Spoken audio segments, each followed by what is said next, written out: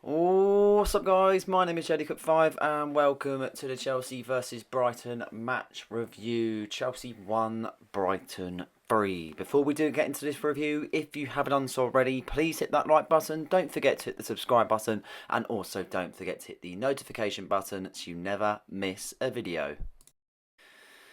Another weekend, another defeat. Very, very disappointing, and I just don't really know how to sum it up. In fairness, it's very much the case where it's just not good enough once again. Second best in some ways, and just overall really depressing, to be honest, at this moment in time in the kind of stage of the club.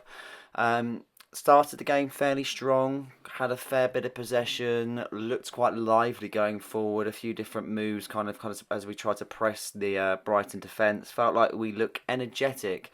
Would say that we had a few chances here and there, nothing that you'd really say. I mean, maybe from the free kick, you could say from Enzo Fernandez from range, there was nothing that really kind of screamed like a dead cert sort of ability to overrule them as a team. But we was doing okay, that's for sure. And it was unfortunate for the Brighton defence where they let Enzo Fernandez into the box, and it was a lovely kind of ball in from Reece James initially, deflected off Lewis Dunk, I'm pretty sure it was, and up fell to Enzo Fernandez, and he nodded it in, which was a really superb goal. And at that point in time, you think, yep, okay, we are 1-0 up. We're not cruising by any means, but we need to push on. But at the same time, we're in some sort of good kind of position. That is for sure. And it just went downhill from there. I don't think the first half after that goal we really poised a threat in front of goal, in fairness. We did the typical thing of sitting back, allowing pressure, not being able to kind of have it where we can kind of push the man, and just Brighton didn't really have many opportunities. I think they had a lot of wayward efforts and so on. But at the same time, it just wasn't the best of finishes. I would say it was a very mundane first half. Second half came out and we controlled the game in terms of possession, but we didn't do anything with it. And I'm fed up of looking at the stats and seeing us having like 70% possession or 60% possession, and we just don't really do anything with it.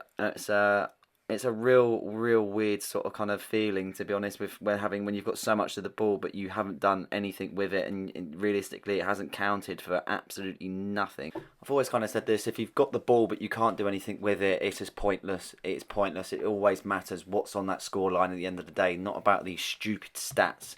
That is for sure. But in the 53rd minute of the second half, Andre Santos received a pass from Robert Sanchez, and he's gone to kind of play it back, and obviously it's just not worked out by any means whatsoever. Not enough on the ball, and unfortunately for us, it kind of left Chalobah in a very difficult position. Jorginho Routier was in on goal, and a tangle of legs in some ways. He still denied him of a goal scoring opportunity nevertheless, and he has been seen red after a VAR review.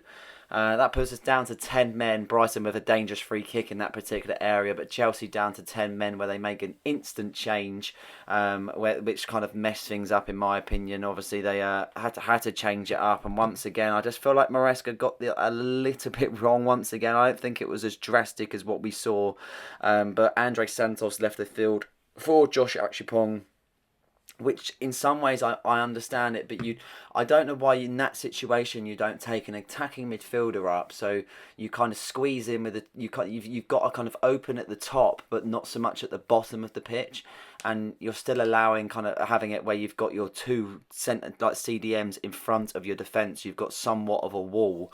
But yeah, it was really difficult after that. We just didn't seem to do anything with the ball, allowed a lot of pressure. Brighton made a few substitutions, got themselves into the game in fairness, and up stepped who else but Danny Welbeck after a ball was whipped into the area, and up stepped Danny Welbeck, and he does what he does best when he plays against Chelsea, and that's score goals, unfortunately. And at that point in the game, it's 1-1, and Brighton have got the momentum, and they just kept pushing, and a corner in the 92nd minute allowed them to have another opportunity where the ball was whipped in. Poor defending from the Chelsea defence, and once again another goal are left at that point. In fairness, I could not be withstanding any more at that point, and Danny Welbeck still though managed to get another goal in the last knockings of the remaining minutes in the tie. It was it was embarrassing. It was soulless. It was just, I don't know. The second half, as Maresca kind of summed it up perfectly, we just keep offering presents to the other teams because we're just gifting it. We are just absolutely gifting them this. We control games in terms of possession, and you could probably say in some ways, as much as we didn't start the second half the strongest, you could have easily turned out and said that could have been a 1-0 result today if we were to have 11 men on the pitch. But we didn't, and that's it. And it's just it's very, very underwhelming. But this was the lineup that started. Robert Sanchez in goal with Hato partnering with Chalobah for his full he's not his full debut, but an actual centre back partnership instead of a wing back. James on the right, Cucurella on the left, Santos and Caicedo in the middle with Enzo Neto and Estevao as the attacking options, with João Pedro as the lone striker. I don't want to go into too much detail in terms of every single player because, in all fairness, I'm just fed up with all of them. And not in terms of I don't think everyone's rubbish. Obviously there's different individuals within the side that obviously do contribute a big factor, and that'd be that. But I'm just kind of just getting bored of it and just kind of highlighting different bits and bobs in fairness in terms of the players because there's so many underwhelming performances in the side. There really, really is. There was a few decent moments in terms of defensive, in terms of Reece James, Caicedo, potentially Cucurella didn't really put a foot wrong. I think maybe potentially Fernandes looks slightly better than he has done in some points in time because he has looked very fatigued and very lacklustre in fairness. He looks slightly better today. Obviously Caicedo rarely puts a foot wrong, but going forward, Pedro Neto once again was poor. He was really, really poor. And I don't really understand it in terms of the front view from Maresca of when that changes. I'm not too sure. We've still got two players that haven't really played and doesn't know if they're going to get a look in. I'm not really too sure in fairness. But Estevao was okay. He made a few decent moves and a few shiny moments, shall we say. But he looked a bit could have been left selfish at times. And João Pedro himself is not a lone striker, that's for sure. Nowhere near a lone striker. It's really, really disappointing to kind of have that sort of player in that position because he just feels wasted. Absolutely wasted. But it's difficult. It's difficult. We've still got two big games ahead of us, one being against Benfica on Tuesday night and a tie against Liverpool on the Saturday afternoon, sort of evening kickoff from 5:30. Will we get anything from them games? I don't know. Obviously, Chalobah will feature against Benfica on Tuesday, but it will not feature against Liverpool on the Saturday. Have we got the team to do so? Not particularly. I feel like we're playing like a bunch of individuals at the moment. I watched Sunderland earlier briefly, and I'm not saying that they're going to do anything special this year, but they look like they just played as a team. And that's what we're just so lacking of. We're just so lacking of the basics, the real basics of the game.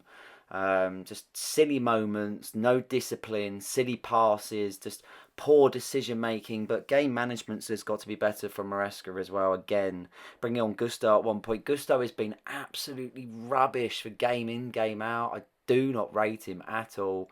He had a real good spell under Pochettino where he looked superb, and he just has flurries now. He just doesn't look the player that we previously had, or he just looks a bit of a myth.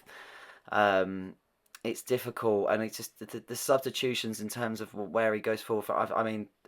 Josh was thrown in at the deep end today. He wasn't the best, I can't lie. I didn't think he was that good. I think he made a few decent moments where he had challenges, kind of got stuck in, but not an easy game to be thrown in midway through when you've got a big expectancy. And as I mentioned, it was just like one moment where Gusto was on the right hand side, and all he had to do was just drive. He's got such a decent amount of space, and he just sat back and he just passed sideways, and it was just so frustrating. But the only problem is, I feel like sometimes these players play like they do because this is the message from the manager. So it's so conflicting on how you overview it. I mean, I still truly believe that at the same time we haven't been given the right resources from the board, and people could say that's so stupid because you've spent billions of pounds, but it's on the wrong players and the wrong kind of identity as a club, and that is the issue. It's just not not kind of the right structure about it, and you need experience amongst the youngsters, and we've still got youngsters, and yes, they're winners in terms of what they've won, and they've got that little bit sense of more professionalism potentially, or kind of attitude. I don't know, like in terms of like experience on that side of things, but as a whole, as a season, as playing in the Premier League week in, week out, and the real commitment to the side, it just doesn't seem to be there. And two red cards in two games now, and I feel like we're only going to go downhill from here. We could be finishing the international break out of the top 10, but on the first one we was second. It's crazy, really. It's really crazy. Football is a harsh old game, that is for sure. But we will continue to watch, of course, and we have a big game against Tuesday on Tuesday against Benfica, which is a must-win. Otherwise, our Champions League campaign looks starting to look bleak. And then a massive game against Liverpool, where who knows is going to play against them. A shaky Liverpool defence against a shaky Chelsea defence. I don't know, but is their attack going to counter that? I'm not too sure, but we will wait until then and see. But until then, I hope you guys have enjoyed this one. Please like and subscribe for more content, and also don't forget to hit that notification button so you never miss a video. Cheers.